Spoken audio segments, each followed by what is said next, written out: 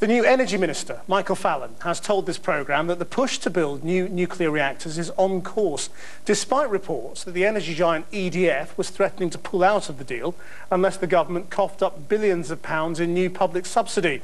Today, Mr Fallon paid his first visit to the National Grid, the control centre for Britain's electricity and gas, and our business correspondent Siobhan Kennedy was with him.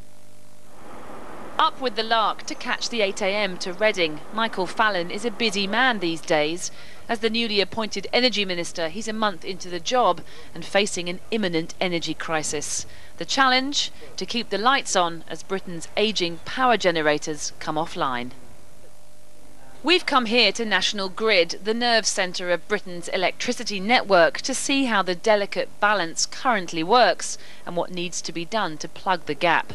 Great Britain diagram, but it's turned on its side, so Scotland's on the left there, you can see the purple. London, you can see top right.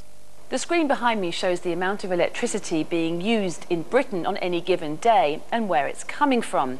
You can see the majority is generated by coal and gas. Now, it's a quite windy day today, so more than 6% of our needs are being generated by turbines up and down the country. But nuclear is an important supply too, and that 17% is pretty constant on a day-to-day basis.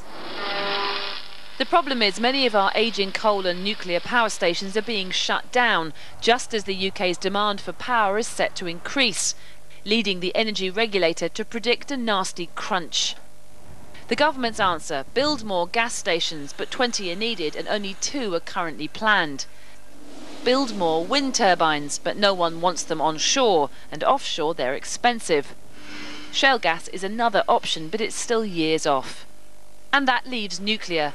Mr Fallon is in tense and controversial discussions with the French firm EDF to build 2 new plants at Hinkley Point in Somerset. Well, these are very complicated, very difficult negotiations. We're inching closer, but there's no guarantee in the end that we're going to get there. Both sides want the deal to go ahead, but the stumbling block, as ever, is price.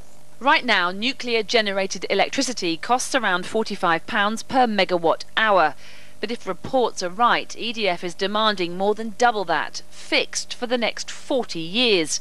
Critics say this amounts to a subsidy of more than £150 billion, a claim Mr Fallon refutes.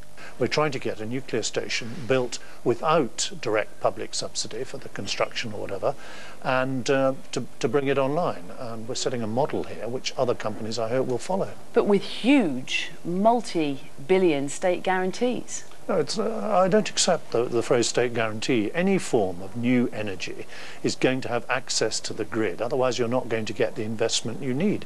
But EDF have got you over a barrel, haven't they? There really is no other option. No, absolutely not. We do not have to do a deal with EDF.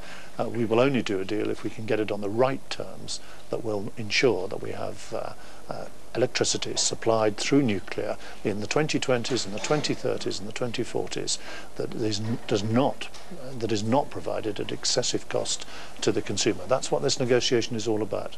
Not excessive cost, he says, but cost there will be. For consumers already facing higher energy bills, that's probably not the message from the new minister they wanted to hear.